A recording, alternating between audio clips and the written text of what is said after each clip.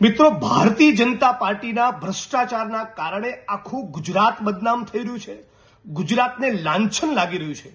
ગઈકાલે કોંગ્રેસ પાર્ટીના મારા સર્વોચ્ચ નેતા મલ્લિકાર્જુન ખડગે સાહેબે આ દેશની પાર્લામેન્ટમાં સંસદમાં મુદ્દો ઉપાડ્યો કે નરેન્દ્રભાઈ અને અમિતભાઈ આટલા બધા મર્દાનગીની વાતો કરતા હોય, આટલા બધા પાવરફુલ અને સ્ટ્રોંગ હોય, તો તમારા ગુજરાતમાં 1.3 લાખ કરોડનું ડ્રગ્સ છેલ્લા 1 વર્ષમાં જે પકડાયું એ પૈકીનું મોટા ભાગનું ડ્રગ્સ ગુજરાતમાંથી કેમ પકડાયું?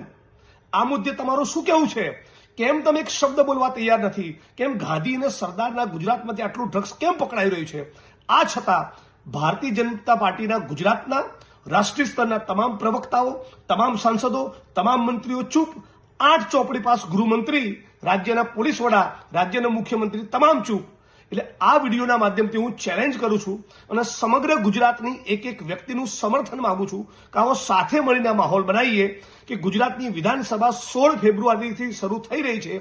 આ વિધાનસભામાં જ્યારે ગૃહ વિભાગની ચર્ચા હોય ત્યારે મારી અને હર્ષ સંઘવીની વચ્ચે એક લાઈવ ડિબેટ થાય અને એ ડિબેટનું જીવંત પ્રસારણ ગુજરાતના જનજન સુધી પહોંચાડવામાં આવે એટલે ખબર પડે કે 8 ચોપડી પાસ એ ડ્રગ્સના મુદ્દે શું કહેવા માંગે છે, એ ગુજરાતને શું બાહેધરી આપવા માંગે છે.